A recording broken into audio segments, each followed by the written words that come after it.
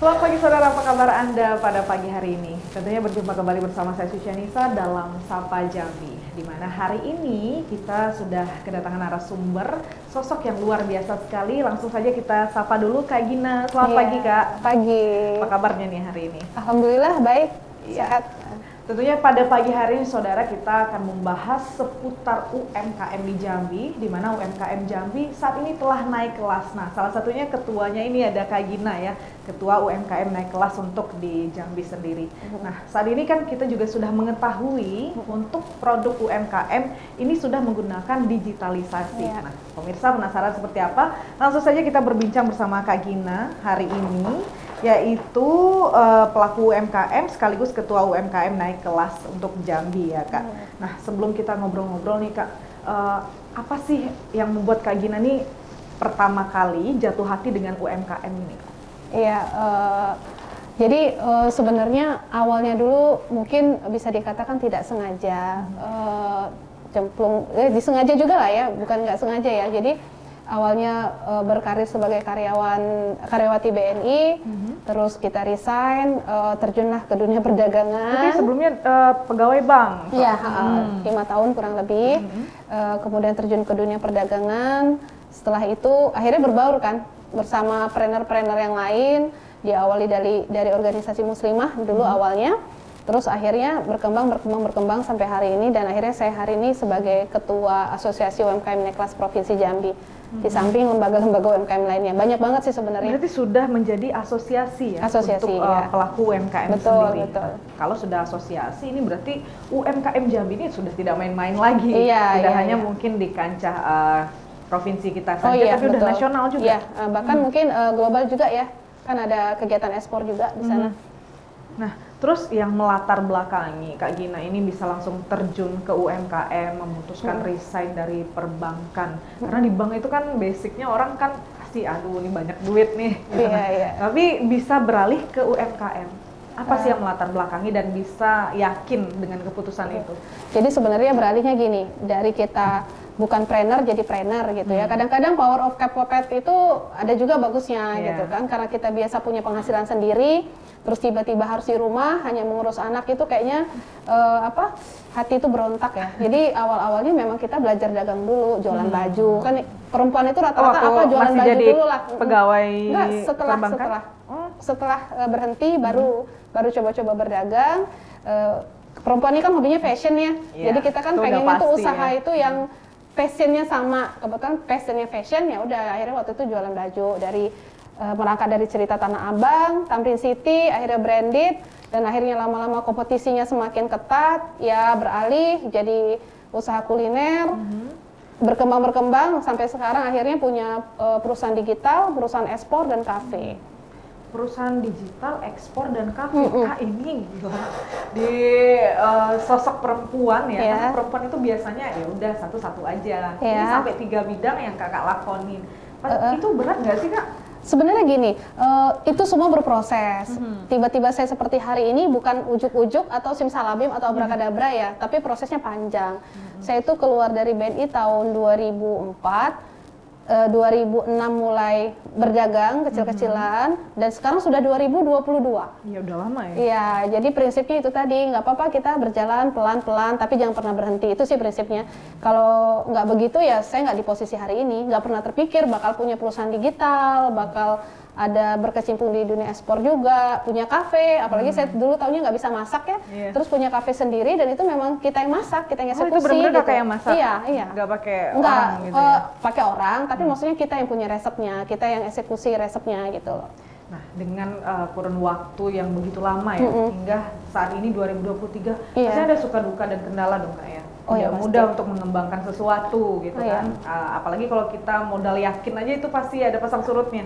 Kalau Kak Gina sendiri suka dukanya apa sih? Oh pasti, kalau suka duka itu pasti ya, dalam hal apapun semuanya itu pasti mengalami suka duka, naik turun, pasang surut, itu udah pasti. Prinsipnya di trainer ini kalau saya katakan, mungkin di trainer dan bidang-bidang lain juga, prinsipnya harus kuat mental. Itu mental tuh yang nomor satu kalau menurut saya, modal mental itu nomor satu. Kalau modal soal uang dan kemampuan yang lain itu menyusul kayaknya, tapi mental yang harus kuat. Jadi jatuh bangun, jatuh bangun lagi, yang terakhir bangun pokoknya, jangan sampai jatuh berkepanjangan. Terus kita harus cepat membaca situasi juga, apalagi di era sekarang semua serba cepat dan unpredictable. Banyak hal yang tidak bisa kita perkirakan sebelumnya. Nah, jadi kita juga harus pandai membaca situasi hari ini, harus cermat. Apalagi sekarang udah semua terbuka informasi. Ini aja Mbak, contohnya salah satu. Dulu waktu belum era digitalisasi, pada saat kita ke kota lain, Bandung lah contohnya, pasti kita dari daerah itu melihat kota Bandung itu, wah gitu ya, modis-modis orangnya, pokoknya serba canggih. Tapi pada hari ini, Mbak ke kota Bandung sekalipun ya sama aja, karena kita tuh sudah apa yang mereka punya, kita juga betul, punya karena ya. apa, informasi cepat sampai ke daerah, karena balik lagi itu semua terbuka.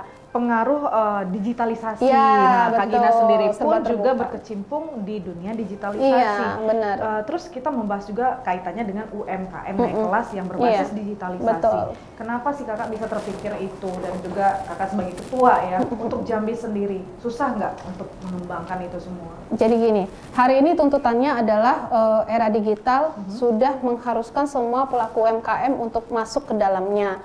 Karena apa? PR pelaku usaha adalah pasar, bukan produk. Kadang-kadang produknya bagus, pasarnya nggak ada, sementara kita mau cetak uang kan. Nah, jadi digital itu akan semakin memperluas pasar kita. Kalau zaman dulu waktu masih konvensional, begitu kita buka warungnya di satu titik, paling jangkauannya hanya sekitar gitu ya. Tapi dengan digital, bahkan dunia pun bisa lihat kita gitu. Dunia pun bisa pesan ke kita sampai seperti itu. Jadi penting untuk mendorong UMKM hari ini supaya mereka secara pendapatan juga meningkat, terus pengetahuan mereka juga, karena begitu mereka terjun ke dunia digital, otomatis mereka akan berupaya untuk mencari informasi itu sebanyak-banyaknya. Harus siap juga Kak ya, dengan perkembangan teknologi betul, pastinya. Betul. Dan ada istilahnya apa, kita adopsi, tiru, modifikasi, kan itu bahasanya kan. Jadi kita gampang sekali mendapatkan ilmu dari luar hari ini, tidak terbatas. Jadi tinggal individunya sih, mau maju atau enggak, open minded atau enggak, seperti itu. Iya, pastinya PR juga bagi Kak Gina, tidak mudah menggerakkan para pelaku UMKM di Jambi. Apalagi untuk menaikkan, ini mereknya kan naik kelas nih, betul. menaikkan mereka kan merubah pola pikir seseorang itu pasti susah Kak. Susah. Apalagi rata-rata tuh perempuan ya, pelaku UMKM. Betul. Nah, gimana Kak Kakak menghadapi ini? Gini, susah tapi bukan berarti tidak mungkin. Itu satu. Terus yang kedua, saya juga perempuan. Karena saya juga perempuan, sehingga saya bisa menyelami atau memahami atmosfer perempuan kayak apa, emosinya ya, terus seperti apa. Kalau kita perempuan ini, maaf nih ya buat para lelaki gitu ya, perempuan itu memang diciptakan sepertinya harus lebih kuat. Hari ini banyak pejuang keluarga yang sebenarnya kayak kita perempuan nih, pendapatan kita nggak kelihatan loh buat para laki-laki gitu ya. Tapi kalau para laki-laki punya jadi pendapatan, ibu rumah tangga aja ya. Iya, ibu rumah tangga aja. Terus itulah saya ajarkan juga ke pelaku usaha khususnya perempuan, pada saat kita terjun ke dunia usaha itu penting untuk yang namanya laporan keuangan. Itu penting supaya kelihatan nih hasilnya. Harus di manajemen dengan baik ya. Iya, sebenarnya di manajemen dengan baik itu kadang-kadang learning by doing juga, cuman masalah laporan keuangan itu penting. Sampai saya ajarkan mereka itu, bahkan untuk mencatat keuangan pun tidak perlulah akuntansi yang bagaimana, debit kredit. Cukup setiap mau tidur, ambil buku sama pena, taruh di kepala, pas mau tidur itu ya catat aja hari itu pengeluarannya apa, ada pendapatan atau enggak, bikin aja catatan apa ya, kalau bahasa kita tuh catatan calo ya istilahnya. Nanti kapan-kapan itu bisa kita minta tolong sama orang lain untuk dibukukan, seperti itu, supaya hasil kerja kita itu kelihatan, kayak gitu. Ya, berarti ada yang tertulis ya, dan ada yang juga sudah harus tercatat intinya gitu. Nah, sejauh ini Kak, sampai hari ini di Jambi sendiri, sudah berapa untuk produk UMKM sendiri yang sudah menggunakan digitalisasi? Kalau yang terdata di kita tuh hampir 600, tapi saya yakin 600 itu di kota Jambi aja atau provinsi ya? Di kota Jambi, tapi kalau betul-betul mau dirunut sebenarnya ribuan, saya yakin. Kenapa? Lihat dari Instagram aja. Instagram itu pelaku usahanya ada kok yang tidak terdata di kita. Rata-rata pelaku usaha di Instagram mereka mandiri sendiri-sendiri dan justru jarang bergabung dengan komunitas. Jadi yang saya sebut ini di luar itu. Jadi saya yakin jumlahnya tuh pasti ribuan. Iya. Nah, terus bagaimana untuk para pelaku UMKM yang pastinya ingin bergabung dengan asosiasi ini? Mungkin banyak yang baru bergerak, banyak yang baru mulai gitu kan. Apalagi sudah digitalisasi ini, banyak keinginan. Betul. Bagaimana sih mencari uang tambahan untuk keluarga? Nah, dari kakak sendiri gitu. Kalau untuk bergabung di asosiasi kita sendiri itu kita di Facebook, di Instagram juga ada informasinya. Tinggal klik aja, tinggal follow. Langkah selanjutnya di situ ada informasi person in charge-nya siapa dan nomor handphone juga. Tinggal bergabung sih Mbak. Prinsipnya rata-rata di Jambi ini bukan hanya kita sebenarnya penggerak, banyak sekali lembaga-lembaga lain juga. Tapi kadang-kadang ada di kita, ada juga di tempat lain. Jadi kadang-kadang pelakunya ya itu aja di seputar itu. Berarti gitu, ini Mbak. sudah bisa dikatakan pelaku UMKM ini banyak, ada beberapa komunitas lah di Iya, Jambi betul. ya. Cuman Banyak kok. salah satunya UMKM Iya, naik kelas salah Jambi satu, ini betul. yang sudah terpusat pastinya. Iya, kita cabang. Pusatnya di untuk Jakarta, Jambi. iya. Binaan Kadin juga. Seperti Iya. itu. Kak, terus juga nih, kakak kan sebagai ibu rumah tangga juga, sebagai seorang istri, sebagai seorang ibu, dan sebagai pengusaha pelaku UMKM juga. Itu gimana bagi-bagi waktunya, Kak? Dan support keluarga kakak seperti apa? Iya, kalau itu masalah bagi waktu, makanya saya kadang-kadang bisa share ke teman-teman karena saya sudah menjalankan. Kadang-kadang kita itu didengarkan orang kalau kita sudah menjalani lebih dulu. Iya, karena orang pasti takut kan memulainya gimana sih? Iya, ya baliknya memang ke diri sih. Makanya cuman yang paling penting adalah nomor satu, dukungan siapa? Suami. Suami support nggak nih? Akan pusing jika kita mau usaha tapi suami nggak support.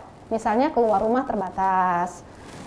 Di rumah harus begini begitu atur ini ya, balik-balik dukungan itu penting karena kita kan harus berbagi nih. Nah kayak saya sebenarnya punya 3 anak, hari ini sampai detik ini pun kita tidak pernah punya pengasuh, jadi kita betul-betul mengatur waktu 24 jam loh, kita ini semua hidup dengan waktu yang sama. Kenapa kita bisa, orang lain bisa, kenapa kita enggak? Prinsipnya harus gitu dulu, jadi harus ada motivasi dari diri Mbak sebenarnya. Jadi, tapi kalaupun kita nggak dapat dukungan suami, kan nggak semua suami punya cara pandang yang sama. Ya kalau memang dirinya semangat ya tetap aja, itu bisa kita jalankan. Balik ke diri sih, kalau kata saya. Oke, baik. Pastinya kita akan membahas lagi di segmen selanjutnya tentang bagaimana sih era digitalisasi ini bisa masuk ke ranah UMKM. Nah, seperti apa pembahasannya pemirsa? Tetaplah bersama kami di Sapa Jambi sesaat lagi.